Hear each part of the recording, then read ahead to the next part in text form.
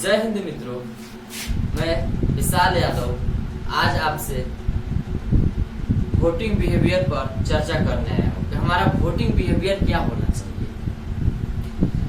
क्या हमारा voting behaviour जात पात धर्म होना चाहिए या हमारा वोटिंग बिहेवियर विकास होना चाहिए। हम अपना वोट देते हैं, हम अपने वोट की कीमत नहीं समझ पाते। ये हमारा जो वोट है, हमारा मत है, ये हमें एक ऐसा अधिकार है ना जो हमारा आने वाला भविष्य तय करता है, हमारे बच्चों का भविष्य तय करता है, हमारे युवा पीढ़ी का भविष्य तय करता है, हमारे समाज, हमारे सोसाइटी का भविष्य तय करता है कि हमारा समाज किधर जाएगा, हमारा सोसाइटी किधर जाएगा, हमारा देश का विकास किस दिशा में होगा। हमें अपना वोट सोचकर और समझकर और सही जगह पर देना चाहिए। एक डेमोक्रेसी का हमें तो यही फायदा है कि हमें चुनने का अधिकार मिला है और हम अपना चुन सकते हैं कि हमारे लिए कौन बेहतर है, कौन बेहतर नहीं है, कौन हमारे इस देश के लिए बेहतर है, कौन हमारे इस देश के लिए बेहतर नहीं है। आप देखेंगे हमारे जो इंडिया में जो डेमोक्रेसी है, इसमें बहुत इस धर्म की राजनीति की जाती है, जात की राजनीति की जाती है।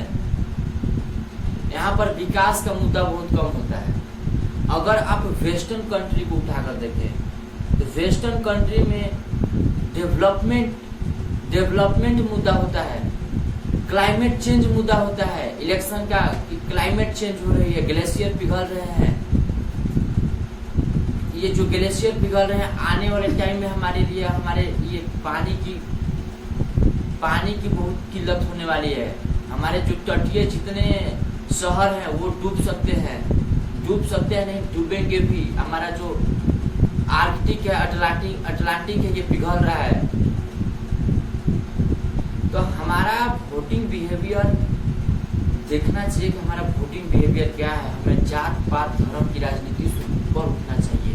हमारे देश को आजाद हुए लगभग 76 साल हो चुके हैं, फिर भी हमारे देश में धर्म के नाम पर, जात के नाम पर राजनीति की जाती है, विकास के नाम पर राजनीति नहीं की जाती है। आप वेस्टर्न कंट्री को मैंने बताया पहले भी कि वेस्टर्न कंट्री को उठा देखिए, वहां पर क्लाइमेट चेंज मुद्दा होता है, क्लाइमेट चेंज हो रही है, ग्लोबल वार्मिंग बढ़ रहा है। अगर हमारे प्रधानमंत्री से हमने एक इंटरव्यू देखा, उसमें एक बच्ची ने पूछा था, सर बच्ची या बच्चा ने कि सर ग्लोबल वार्मिंग बढ़ रहा है तो आप ग्लोबल वार्मिंग पर क्या एक्शन लेने वाले हैं। तो हमारे प्रधानमंत्री बोलते हैं कि ग्लोबल वार्मिंग ऐसा कुछ नहीं होता है, बोलते हैं कि हम मानव बदल रहे हैं। मानव कैसे बदल रहे हैं? साइंटिस्ट बता रहे हैं कि ग्लोबल वार्मिंग हो रही है, ग्रीन हाउस गैसेज बढ़ रहे हैं, ग्रीन हाउस गैसेज की वजह से ग्लोबल वार्मिंग बढ़ रहा है, ग्लोबल वार्मिंग की वजह से क्लाइमेट चेंज हो रही है। आप देख रहे हैं कि टाइम पर वर्षा नहीं हो पा रही है, कहीं बाढ़ आ रहा है तो कहीं सूखा आ रहा है। तो अभी दुबई में देखिए बाढ़ आया हुआ है, वो जो रेगिस्तान इलाका है वहां पर बाढ़ आ चुका है। तो हमारा मुद्दा डेवलपमेंट हो, न कि हमारा मुद्दा धर्म हो, जाति हो, हमारा मुद्दा क्लाइमेट चेंज हो, ग्लोबल वार्मिंग हो, ग्रीन हाउसेज गैसेज को लेकर हमारे देश क्या एक्शन ले रहे हैं, ये मुद्दा होना चाहिए। लेकिन नहीं, हमारा देश तो धर्म के नाम पर, जात के, मेरे जात का वो है व्यक्ति, हम उसको वोट दे रहे हैं, हमारे जात के लिए वो कुछ भी किया हो या नहीं किया हो। अरे आप एक नेता चुन रहे हैं, आप अपने जीजा जी को नहीं चुन रहे हैं कि आप अपने धर्म के और अपने जात के व्यक्ति को चुन रहे हैं, वोट दे रहे हैं। आपका ये एक वोट ना आपके बच्चे का भविष्य, आपका भविष्य, आपके देश का भविष्य तय करता है। आपको ये जो अधिकार मिला है ना, वोट देने का अधिकार, ये बहुमूल्य अधिकार है। आप अपने इस अधिकार को समझिए। आप डेमोक्रेसी के ना राजा है, राजा। ये जो जनता है राजा है। जनता अपने अधिकार को समझे। आप अपने आप को ना इस देश का मालिक समझिए। डेमोक्रेसी में जनता सर्वोच्च होती है, लेकिन आप अपने आप को एक नौकर समझते हैं। आप सोचते हैं कि जो हमारे प्रधानमंत्री है वो राजा है, वो राजा नहीं, राजा आप हैं। आप जब चाहिएगा इस देश के प्रधानमंत्री बदल सकते हैं। आपका वोट, आपका ये वोटिंग बिहेवियर तय करेगा। आपका एक एक वोट, हर एक लोग बोलते हैं कि मेरे पास एक ही वोट है, मैं एक वोट से क्या कर लूँगा। अरे भाई, हर किसी के पास एक ही वोट है, आप समझने की कोशिश कीजिए। हमारे पास भी एक वोट है, इस व्यक्ति ए नाम के व्यक्ति के पास भी एक ही वोट है, बी नाम के व्यक्ति के पास भी एक ही वोट है। हर एक व्यक्ति के पास केवल एक ही वोट है, और एक एक वोट से ही ये सांसद बनेंगे, ये विधायक बनेंगे। और एक और बात आपसे, हमें देखिए, हम जब अपना सांसद चुनते हैं, सांसद का चुनाव करते हैं अपने क्षेत्र में, अपने लोकसभा क्षेत्र में, तो हमें किन बातों को ध्यान रखना चाहिए। हम इस मुद्दा पर भी थोड़ा बात कर लेते हैं। हम देखिए, अपने क्षेत्र में जब हम सांसद चुनेंगे तो हम इस बात को बारीकी से ध्यान रखें कि हमारा जो सांसद, हम जिसको चुन रहे हैं, वो क्या विकास करेगा हमारे क्षेत्र में या नहीं करेगा।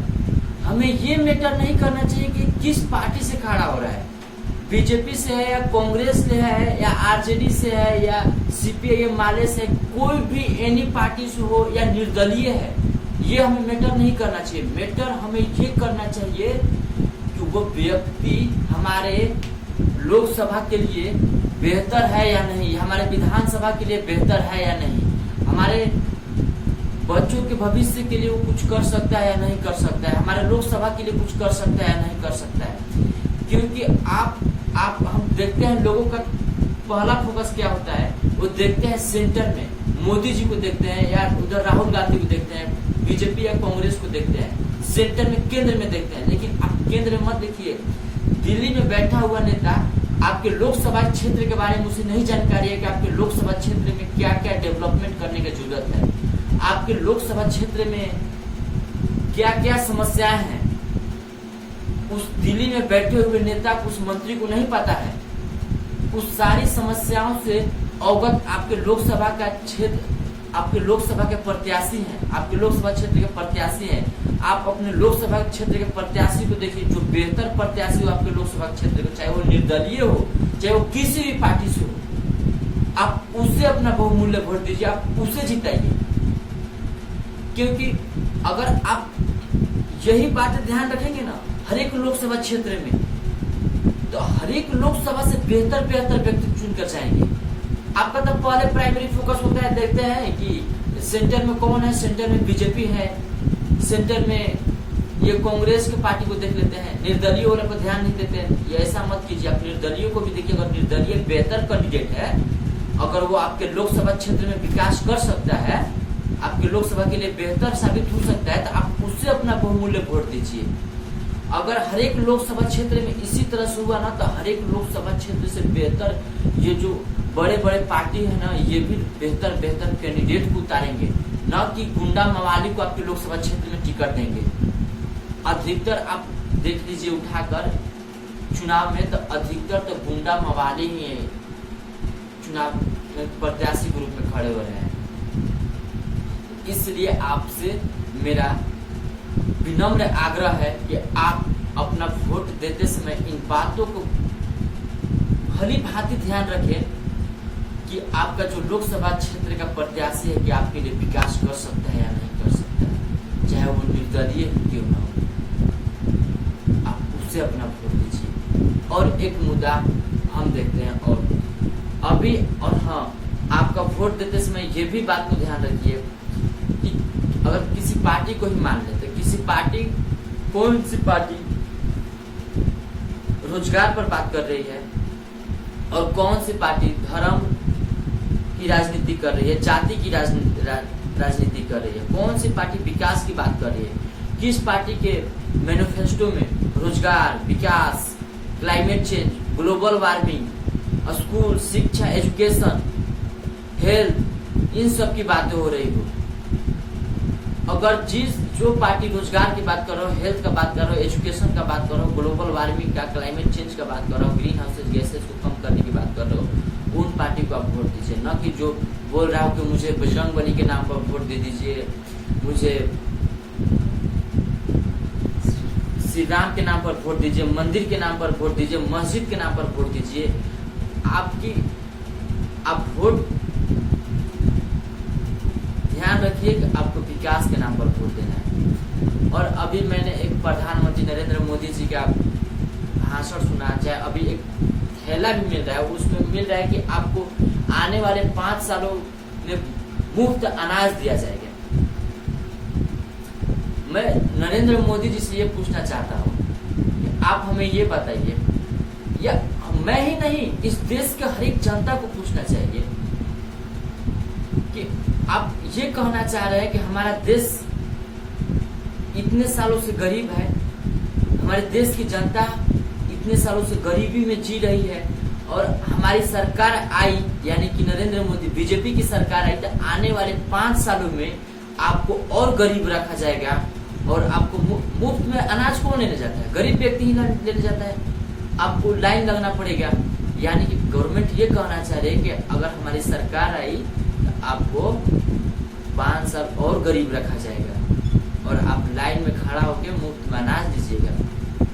मोदी जी, आप हमें रोजगार दे दीजिए, हमें स्वावलंबी बना दीजिए, हमें अब खुद के पैरों पर खड़ा हो जाए, और हम खुद से कमाकर, खुद से अर्न कर, खुद से मनी अर्न कर, हम खुद से अपना भरण पोषण कर लेंगे, अपने परिवारों का भरण पोषण कर लेंगे, और अपने फैमिली को बहुत हम अच्छे तरह से चला लेंगे।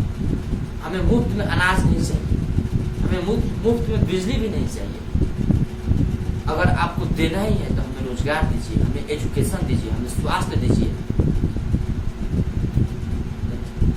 मित्रों, आपसे नम्र निवेदन है कि अपना वोटिंग बिहेवियर चेंज कीजिए। आप धर्म की राजनीति, जाति की राजनीति नहीं कीजिए, आप विकास के मुद्दों पर बात कीजिए, आप ग्लोबल वार्मिंग, क्लाइमेट चेंज के मुद्दों पर बात कीजिए, ग्रीन हाउस गैसेस को कम करने की बात कीजिए, और समझने की कोशिश कीजिए कि मंदिर मस्जिद से अगर भरण पोषण हो जाता, हमारा घर परिवार चल जाता। जय हिंद, मिलते हैं नेक्स्ट वीडियो।